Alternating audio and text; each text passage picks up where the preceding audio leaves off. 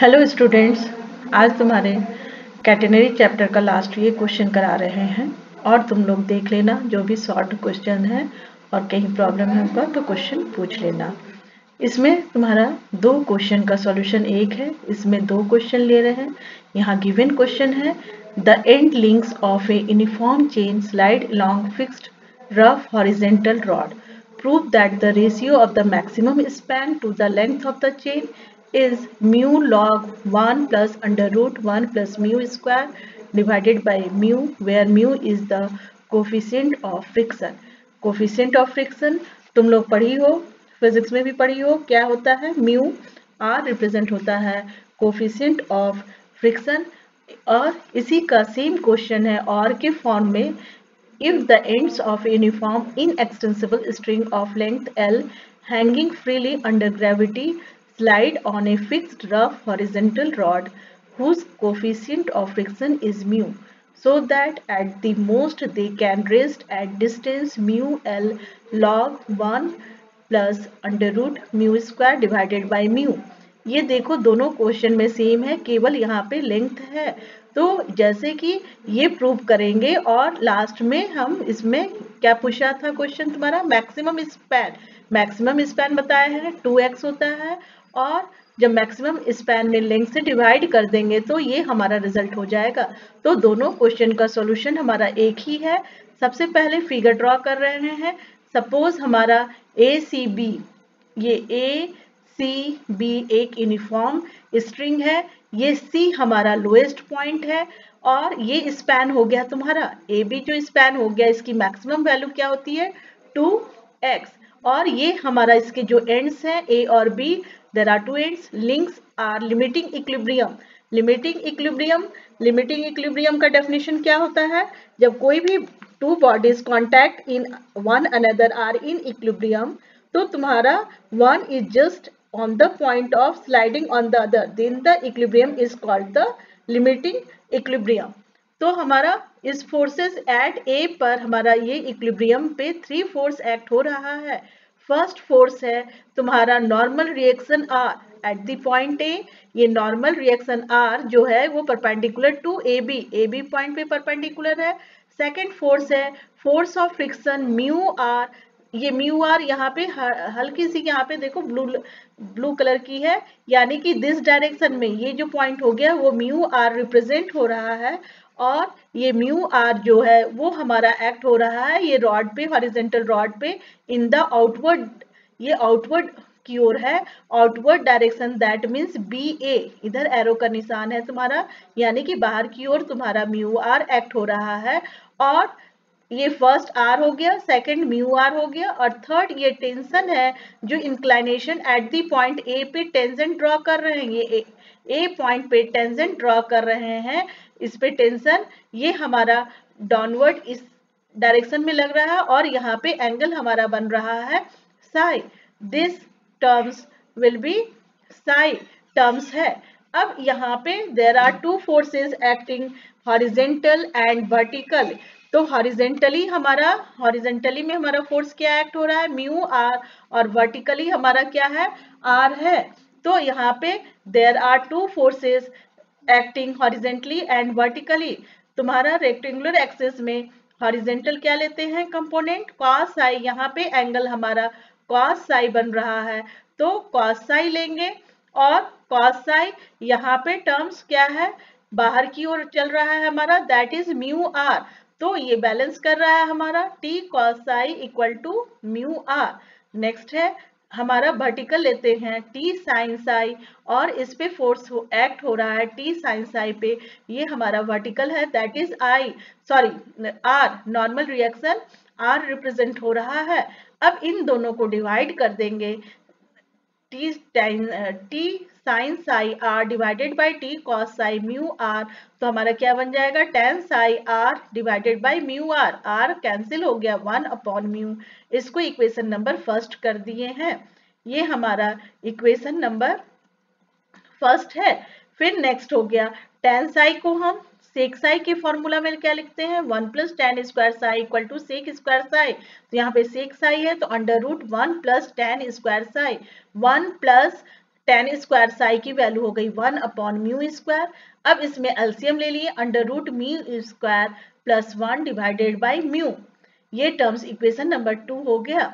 और तुम लोग इंटरेस्टिंग इक्वेशन पढ़ चुकी हो, from S is equal to C tan psi at the point A। जब टेंजेंट ये जो ड्रॉ कर रहे हैं यहाँ पे एट द पॉइंट A पे, हमारा इंटरेस्टिंग इक्वेशन जो हो रहा है टेंजेंट के लिए वो that is S is equal to C tan psi. अब यहाँ पे लेंथ क्या होगा, तुम्हारा क्वेश्चन में गिवन था लेंथ, ये टोटल तुम्हारा लेंथ L है, यहाँ से यहाँ तक एंगल तुम्हारा ये जो कैटेनरी है BCA की वैल्यू है L है। तो ये जब हमारा C लोएस्ट पॉइंट है तो AC की वैल्यू क्या हो जाएगी, हाफ हो जाएगी L/2। तो ये हमारा लेंथ हो गया। L/2 आर्क जो हो गया, ये आर्क तुम्हारा रिप्रेजेंट हो रहा है AC, आर्क AC की लेंथ हो गई तुम्हारा L/2, क्योंकि ये टोटल लेंथ गिवन है तुम्हारा L, तो आर्क LC हो गया हमारा, ये D मिडिल पॉइंट है, इक्वली डिवाइड है, तो ये लेंथ हो जाएगा हमारा L/2। तो ये टर्म्स तुम्हारा हो गया L/2 equal to C tan psi, और C हमारा tan साई की वैल्यू यहाँ पे टर्म्स आया tan Sai 1 divided by mu, that is C by mu. तो C की वैल्यू क्या हो जाएगी, क्रॉस मल्टीप्लाई कर दोगी तो म्यू L, ये L है डिवाइडेड बाई 2, ये इक्वेशन नंबर तुम्हारा 3 हो गया। यहाँ पे निकालना था स्पैन, स्पैन यानी कि मैक्सिमम वैल्यू जो हमारा होता है दैट इज यहाँ पे 2DA, ये टोटल लेंथ हमारा 2x हो रहा है AB को, और इसको हम कहते हैं 2 टाइम्स DA।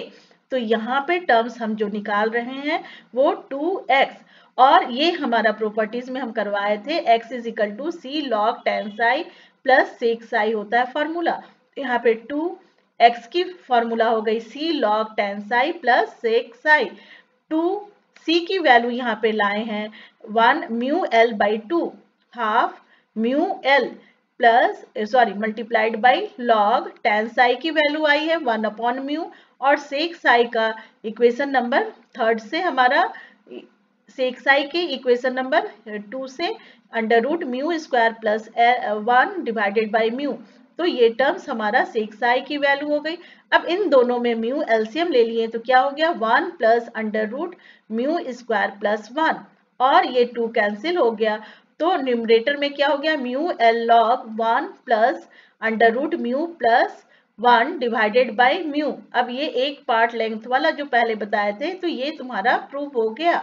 अब सेकंड जो है ऑल्सो द, अब क्या निकालना था, maximum span to the length of the chain, length of the chain यानी कि ये हमारा ratio of the maximum span है, तो इस this will be equal to maximum span divided by length. तो मैक्सिमम स्पैन जो अभी डाले हैं, अभी जो टर्म्स ये प्रूव किए थे, ये हमारा मैक्सिमम स्पैन की वैल्यू आ गई। तो ये हमारा टर्म्स हो गया, ये टर्म्स हो गया μL 1 plus under root μ² plus 1 divided by mu divided by L, ये L कैंसिल हो गया, तुम्हारा रिजल्ट हो गया mu log 1 plus under root μ² divided by mu. ये तुम्हारा प्रूव्ड हो गया। ये तुम्हारा टर्म्स यानी कि केवल सेकंड यूनिट का एक पार्ट कंप्लीट हुआ है, सिर्फ कॉमन कैटेनरी, इसमें वर्चुअल वर्क है वो बाद में बतलाएंगे। सबसे पहले अब हम यूनिट फर्स्ट बताने जा रहे हैं। तुम्हारा यूनिट फर्स्ट में तुम्हारा सेंटर ऑफ ग्रेविटी है। सेंटर ऑफ ग्रेविटी वो हमारा केवल इंटीग्रेशन मेथड पढ़ना है।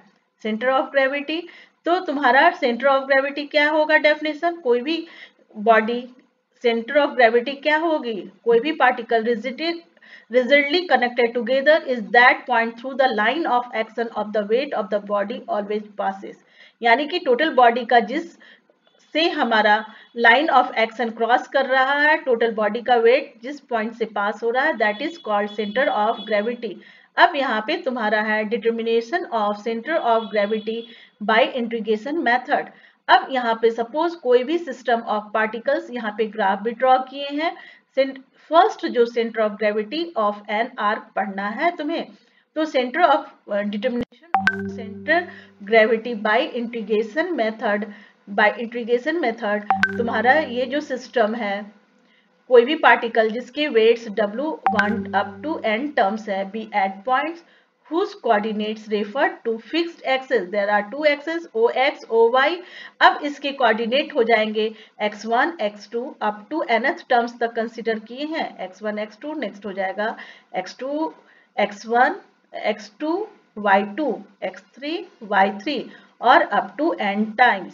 यानी कि कोई भी पार्टिकल हो गया जिसके वेट W हो गए और रेक्टेंगुलर एक्सिस स्पेस पे ले रहे हैं उसके कोऑर्डिनेट हो गए x1 से लेके xn और y के yn. अब इस कोऑर्डिनेट का सेंटर ऑफ ग्रेविटी को हम रिप्रेजेंट करेंगे x बार y बार. इस बार का फॉर्मूला होगा तुम्हारा, ये तुम लोग पढ़ चुकी हो कि क्या होगा, ये टर्म्स वेट और जो कोऑर्डिनेट है दोनों का प्रोडक्ट लेंगे अप टू nth टर्म तक लेंगे wn xn तक और divided by total weights. Body का जो टर्म्स है टोटल वेट से डिवाइड करेंगे और इसी को हम लिखते हैं summation W1 x1 divided by W1. Summation में है यानी कि टोटल. अगर समेशन हटाएंगे तो अगर हमारा 2-3 टर्म्स रहेगा तो ये एक्सपैंड हो जाएगा. अगर 2 टर्म्स है तो एक टर्म्स और ऐड हो जाएगा plus W2 x2 divided by denominator में W1 प्लस W2 होगा. तो ये हम टर्म्स को हम रिप्रेजेंट कर रहे हैं सेंटर ऑफ ग्रेविटी का. ये जनरल फॉर्मूला हो गया तुम्हारा. ये तुम्हारा किस डेटा के लिए हो गया, डिस्क्रीट डेटा के लिए हो गया ये टर्म्स. अब नेक्स्ट है तुम्हारा centre of gravity of an arc. There are two axis OX axis and OY axis. अब यहाँ से यहाँ तक डिस्टेंस A है और यहाँ से तुम्हारा B है. अब सपोज कर रहे हैं कोई भी कर्व है AB कर्व है यानी कि ये जो कर्व बना है वो function y is equal to fx और ये एक्सटेंड हो रहा है, हमारा जो लिमिट हो रहा है a to b. Suppose pb, ये जो p है एनी पॉइंट है और इसकी कोऑर्डिनेट तुम्हारा xy हो जाएगा और pq ये एलिमेंट्री आर्क है. स्मॉल इंक्रीमेंट आर्क हमारा AP है तो इसको हम S से रिप्रेजेंट किए हैं. ये एलिमेंट्री हमारा आर्क है, इसको डेल्टा S से रिप्रेजेंट कर रहे हैं यानी कि आर्क AQ की वैल्यू क्या होगा AP plus PQ. Arc that means S plus delta S. और हमारा टर्म्स होगा डेंसिटी, यहाँ पे रिप्रेजेंट किया गया है. इसकी डेंसिटी हमारा P की डेंसिटी है रो और whose weight proportional to, ये हमारा इसकी जो डेंसिटी हो गई रो वो प्रोपोर्शनल टू है हमारा डेल्टा S के टर्म्स में. अब यहाँ पे हमारा फॉर्मूला जो होगा वो इंटीग्रेशन मेथड से x bar summation rho delta S dot x यानी कि प्रोडक्ट में x पार्ट का है divided by rho delta S और इसको हम इंटीग्रेशन के टर्म्स में लिखेंगे rho x ds divided by rho ds.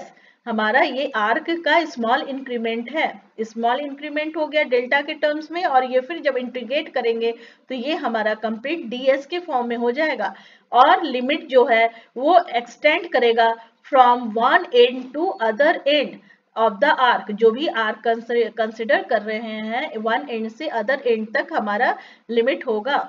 Similarly हमारा y बार निकालेंगे तो यहाँ पे x की जगह हमारा क्या होगा y हो जाएगा rho delta S y divided by rho delta S. वो टर्म्स नहीं लिखे, डायरेक्ट यहाँ पे टर्म्स लिख दिए हैं rho y ds divided by rho ds. ये तुम्हारा जनरल फॉर्मूला हो गया, तुम्हारा टर्म्स हो गया आर्क का, centre of gravity of an arc terms का. अब इसका तुम्हारा कैलकुलेशन करने के लिए मेथड है, ये तुम्हारा ये भी तुम लोग ऑलरेडी पढ़ चुकी हो. ds अपॉन dx की फॉर्मूला है under root 1 plus dy by dx to the power 2 और dy by dx that is called equation of the curve. अगर हमारा आर्क यूनिफॉर्म डेंसिटी में रहेगा तो रो की वैल्यू कांस्टेंट हो जाएगी और रो की वैल्यू कांस्टेंट हो जाएगी तो रो कैंसिल हो जाएगा न्यूमरेटर और डिनोमिनेटर में बोथ. तो हमारा जनरल जो फॉर्मूला हो जाएगा x बार का integration of x ds divided by ds y bar equal to y ds divided by ds.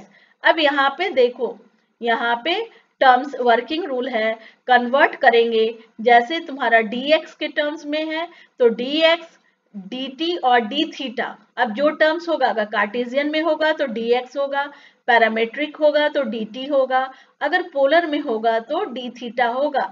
इसको हम क्या करेंगे अकॉर्डिंग कर्व को कन्वर्ट करेंगे, और लिमिट ऑफ इंटीग्रेशन है so variable into we convert ds, इस सभी को हम x को भी ds में कन्वर्ट करेंगे, dt को भी, पैरामेट्रिक को भी ds में, और d थीटा जो पोलर है उसको भी ds में कन्वर्ट करेंगे अकॉर्डिंग टू क्वेश्चन। अब फिर देखो यहाँ पे ये जो फॉर्मूला x बार और y बार का डिनोमिनेटर बोथ आर इक्वल, तो यहाँ पे सबसे पहले अगर हम डिनोमिनेटर दोनों का कैलकुलेट कर लेंगे x बार और y बार, तो इजी होगा x बार निकालना और y बार भी। तो वही सेकंड है तुम्हारा, all calculate the common denominator of both x bar and y बार। अगर arc symmetrical about any line, अगर सिमेट्रिकल होगा हमारा एनी लाइन, तो सेंटर ऑफ ग्रेविटी लाई करेगा उसी लाइन पे। अगर arc symmetrical about x axis होगा तो इसका सेंटर ऑफ ग्रेविटी लाई करेगा एक्स एक्सिस में, और there will arise no question of calculating y bar. अगर ये सिमेट्रिकल अबाउट एक्स एक्सिस होगा तो हमारा वाई बार नहीं निकलेगा। सिमिलरली अगर आर्क हमारा symmetrical about the line x is equal to y, तो सेंटर ऑफ ग्रेविटी हो जाएगा एक्स बार वाई बार। और लिमिट्स ऑफ फोर्थ है limits of integration, values of x t और theta for the extremities of arc, जो extremities पर depend करेगा तुम्हारा कि लिमिट क्या लेंगे। तो आज की क्लास ओवर हो रही है, नेक्स्ट डे में तुम्हारा हम इसमें क्वेश्चन सॉल्व करवा देंगे और क्वेश्चन लर्न कर लेना।